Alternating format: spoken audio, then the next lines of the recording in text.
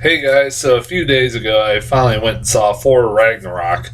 Um, I've been pretty busy the last couple of days. That's why I haven't done this review. Heck, after I went and saw Thor Ragnarok, right after I went got off from work, I went and saw Thor Ragnarok, and actually I got done at like 4 o'clock, and I looked to see what the next time for Thor Ragnarok was, and it was like 6:30. So I had to fuck around for like 2.5 hours at the mall while I was waiting for the movie to start.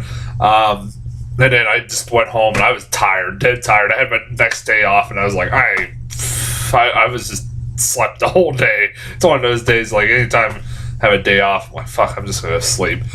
For Ragnarok, I was looking forward to. Which is saying something, because out of all the Marvel Cinematic Universe movies, I've said this before, Thor movies have been my kind of least favorite. I still like them. I find them still entertaining. I enjoy pretty much all the Marvel movies up to this point. It's just I enjoy those ones the least. I don't think I'm the only one out there that would say that. But to my surprise, as soon as I heard of the idea of a third Thor movie, I'm like, really? You're making a trilogy of those films? Like, I don't really need a trilogy, but whatever. But then I heard the idea behind it, and it was like kind of the end of the world, end of Asgard-esque, in the Ragnarok storyline from the comics. I'm like, okay, that could be kind of interesting. That could make that movie interesting.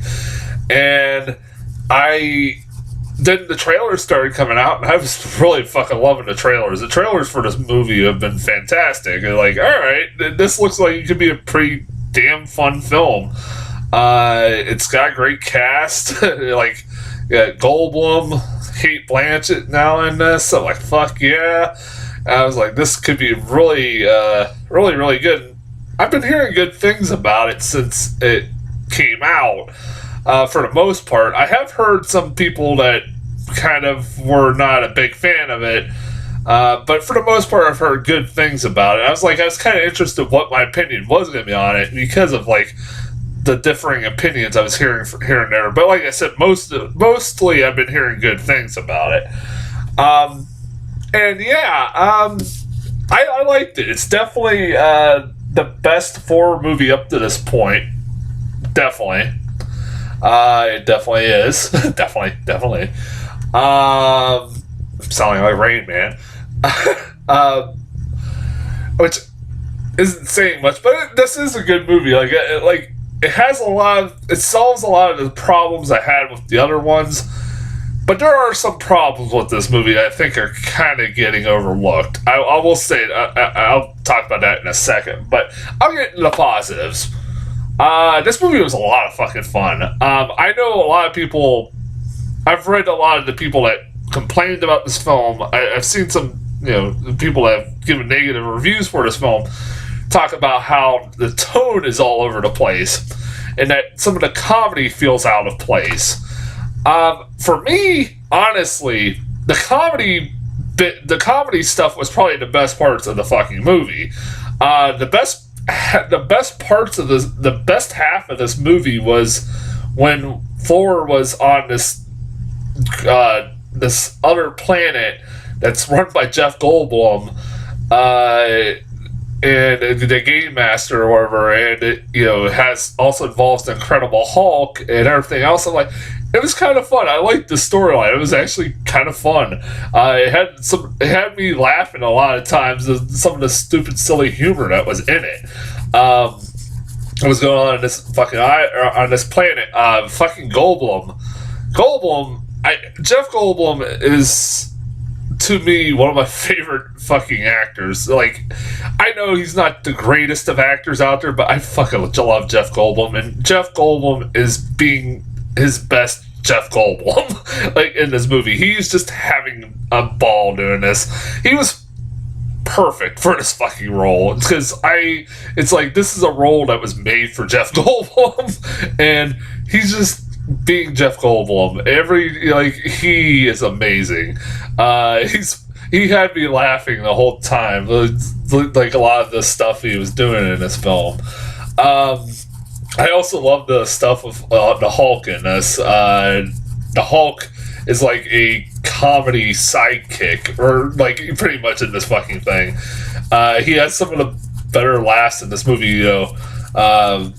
He's mainly the Hulk for about the first half of his scenes. He's the Hulk, and then he does turn into Bruce Banner eventually. But he had some of the bigger laughs in this movie. It was like they were trying to make him like Groot in from Guardians of the Galaxy, kind of a comedic relief character, but he's still awesome. Like Hulk being that fight scene between the Hulk and the Thor is pretty fucking awesome. I actually like that a lot. That was pretty cool. Because they did one in Avengers, which was awesome, but this one was pretty good too. What else want to talk about? Like, Chris Hemsworth's great. Like I said, Chris Hemsworth, he's a lot of fun. Like, it's always fun seeing him do this role. And Tom Hiddleston, it's always great to see him back as Loki.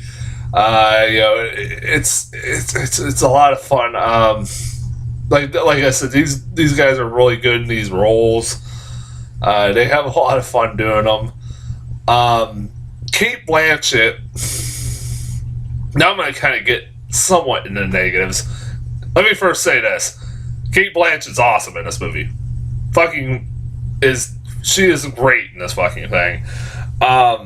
She really is. I don't want people to think I'm like bad mouthing her performance in this, because she is great. It's like, because it's Cate Blanchett, it's awesome. She's awesome in this fucking thing. But I've seen like a lot of the reviews for this movie, like, that are positive, have like just been glowing about her performance in this movie and her role in this movie. How it's really a really great role for a female in a superhero movie. And here's my problem with that. While it's great, this movie, her performance is great just because it's Cate Blanchett. Really, this character is not in this movie that much. Really isn't. That's my main problem with her character, was that she wasn't in this movie that much. It spends more time, because Thor ends up getting spends the majority of the time on this other planet where Jeff Goldblum's ruling, and he's not spending much time on Asgard until like the very last half of this movie. And very randomly, it would just cut to what Cate Blanchett was doing when, just to take a break from the comedy stuff that was going on with Thor and Hulk and Jeff Goldblum, and it would just cut back to her, but there would be long periods of time where you wouldn't even see her character. I swear, like, there was an hour of this film where her character did not pop back up. I didn't feel like this character was that, wasn't in this movie long enough for me to go, yeah, this is a great villain. Like, I can't say that. Like, people like Kurt Russell and Guardians of the Galaxy 2 and especially fucking Michael Keaton in Spider-Man Homecoming, I thought were fleshed out a lot fucking better.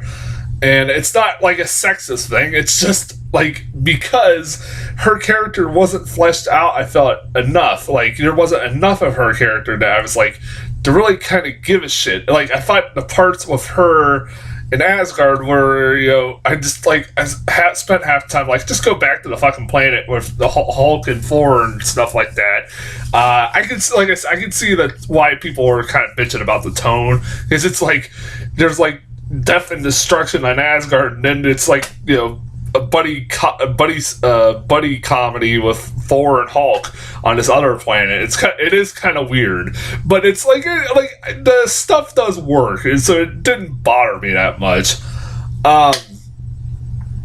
Like, this movie does have like a lot of fucking characters too that just are there. Like, I would say Cate Blanchett isn't one of those, but Like, Carl Urban is in this movie. Carl Urban! Like, wow, okay. It's like, when he popped up in this movie at the very beginning, I'm like, cool, Carl Urban is in a fucking Marvel movie. That is awesome. I am all for that. And then they do have a story arc for him, but he's not given that much time to develop this character to the point it's just like, well, that was a waste of Carl Urban. I think this guy is way too damn talented to be like he is. He needs to be like the lead role in a lot of movies more often. That guy is so goddamn talented. He's great in this movie. Like there's a scene where he's shooting soldiers of Hela, the Kate Blanchett's character, with fucking machine guns. It is explained why he has machine guns. Don't worry. But it's like, that was kind of fucking awesome. I was like, that was kind of cool. Set to like Led Zeppelin's Immigrant Song. That was fucking awesome. That whole sequence at the end was kind of fun. But set to the Immigrant Song. Like that song that you've seen in the trailers has a pretty big role in fucking film. Plus, like, man, that's like Carl Urban. Then you have the side comic reliefs, the rock guy that fights on the Gladiator. I actually like that guy. He was actually kind of funny. I don't know who voiced him. Somebody in the comments can tell me. I forget who the fuck voiced him. But it's like, yeah, he was pretty funny. Like, they're talking about he might pop up in more movies. Like, hell yeah. It's like, he was kind of funny. I kind of dug him. He had me kind of laughing here and there with a couple lines. This movie also feels like it kind of just has a very anticlimactic ending. I don't know if I'm the only one who felt that. It's like really? That's the way you're gonna end it? Like, the storyline with Hela and what happens, the fate of Asgard, that's the fucking conclusion we get? Okay. I was like, oh, alright. I was like, that just kind of felt, it's like, that kind of feels, this movie, that ending kind of felt anticlimactic. But, alright, whatever. It's like I said, it sounds like I'm bitching about this movie more than I did. Like, because I enjoyed the comedy, enjoyed the bits, like, the majority of this movie I fucking enjoyed. I wasn't bored. I wasn't like, oh god, like, I wish that, like, Hela and Kate Blanchett, like I said, she's great in this role. Just, you know, if that's one big negative, I feel like that character should have been fleshed out a little bit fucking more for me to give a shit. It's basically the Loki storyline, but instead of Thor's brother, it's his sister. So yeah, I mean, they give her a backstory and everything, like that she was there before Thor and was born, and he was Anthony Hopkins. Speaking of Anthony Hopkins, what the hell? Just like that was really like pointless for him to be in this movie. He's like, hi, bye. It's basically his role in this movie. Like, he pops up and then he disappears for the rest of the fucking movie. Like, alright. It's like, they give you a reason why, but it's just like, it's like, that was just like a glorified cameo. And then also fucking Doctor Strange is in this. Really, I've heard a lot of people say that was pointless. It kind of was. Like, really, in the context of the whole movie, that could have been cut out. Like, well, the only reason I think they put it in there was to give context to that mid-credit scene in Doctor Strange where Thor pops up, explains what the hell was going on. That's it. I'll give them that, okay. But it really didn't even need to be there. It's like, it was not really fucking pointless, but, yeah, like I said, they give Hela, like, the backstory that she was Anthony Hopkins' firstborn, and she ruled with him at Asgard, like, as a dictatorship almost, like, fucking murdering other planets and, like, ruling over planets, like, ruthlessly. And then Anthony Hopkins had a change of heart and just basically for in prison. I'm like, oh, all right. But it's like, yeah, they give it a backstory, but it's like the character was in the movie long enough for fucking me to care that much about it. Like I said, like Michael Keaton and Kurt Russell had a lot of time to develop their characters, a long time. They were really goddamn great villains. Like, they were damn good villains, especially Michael Keaton. Oh my god, he was awesome in that role. I'm glad I'm not the only one who's really been praising Michael Keaton in that movie. My Spider-Man Homecoming I'm talking about. I do recommend this movie. I do highly recommend this movie. I enjoyed it. If you like the other Marvel movies, you'll sure as hell like this one. Like I said, it is the best horror movie, but like it doesn't have Kat Denning and her obnoxious comedy relief bullshit. It doesn't have Natalie Portman, which she wasn't bad, but I liked how they just pretty much wrote her off by she dumped Thor and that's it. She doesn't appear ever again. I know the story that Natalie Portman really hated doing those films because they basically forced her to do the sequel even though she didn't want to. It's kind of fucked up. Marvel and Disney are kind of fucked up, but whatever. I'm hoping. Oh yeah. As far as my thoughts on the mid credits and end credit scene, the mid credit scene, I was like, "Huh, what the hell was that?" And but then I looked. I was like, was that setting up Avengers: Infinity War with Thanos? Yep, it did. I was like, cool. It's a very brief scene. I was like, all right. I bet you that's what it is, and it was. I'm like, all right. I'm interested in where that goes from there. Kind of teases you with that. And an end credit scene, like all end credit scenes usually are, it's just a funny little throwaway gag at the end of the film. Not as funny as the Spider-Man Homecoming one with fucking Captain America. Oh my god, that one was pretty funny. But yeah, like I said, I recommend it. As far as trailers go, what the hell did I get in front of this? Like I said, it's been a few days, so I have to look. I have to remember. I can't remember off the top of my head. Black Panther. I don't know much about the source material, and I'm like, yeah, it looks alright. Like, his character was great in what was it? Civil War. And Chadwick Boseman's great. It's nice to see him do a movie where he's not playing a black historical figure. But no, it's just like, because he's just a go-to guy anymore. Like, fucking Jesus. Like, he's a good actor. I like Chadwick Boseman though. But yeah, it looks alright. I guess I'm still gonna see it one way or fucking another. It's Marvel. This is the first movie I didn't see in 3D, by the way, because I'm done with 3D. I can go see any of these movies for free on Movie Pass if I don't go see it in 3Ds. And I need to fucking save money. Fuck 3D. I'm done with 3D. It's a gimmick that should have died like 5 years ago. Like, all these movies, like, pretty much coming up. Drop my phone. In the next few months are pretty much coming out in 3D. Fuck that. Like, I'm done with it. But yeah, Black Panther looks alright.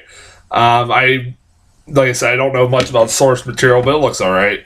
And I don't know about Michael B. Jordan being the fucking villain. I don't know if he could pull off a villain, but I might be wrong. His fucking hairdo is weird as hell, but whatever. And it's also being directed by Ryan Coogler, the guy who made Creed. So I'm like, alright, that could be kind of cool. Star Wars The Last Jedi, the new trailer that's premiered like a few weeks ago. It looks great. I fucking can't wait. I'm intrigued of what the fuck is going on in this trailer like everybody else is. I'm worried that it might spoil too much. I'm hoping not. I can't fucking wait. Star Wars. And now we're getting a fucking new trilogy after this? What the hell? Yeah, I got that news earlier today. What the hell? I don't know what the hell I feel about that. Downsizing, new trailer for that. This one was like, I showed something that wasn't in the first trailer where Kristen Wiig and Matt Damon are one of the guys that, or the couple that wants to get shrunk down to, like, you know, it basically becomes Honey, I Shrunk the Kids. And they, at the end, like, what they don't show you in this, or the first trailer they show you in this one, is that Kristen Wiig decides to change her mind halfway through, and before they even she does the process, and Matt Damon's now miniature size and shrunk, and he's kind of pissed. I'm like, oh, that's kind of fucked up. And like I said, it's Alexander Payne, and it's like Honey, I Shrunk the Kids, directed by Alexander Payne. I'm kind of like, that could be kind of fun. It does look fun. Matt Damon and Kristen Wiig, and it's got a lot of great people in it. Like I said, Alexander Payne's a really good director.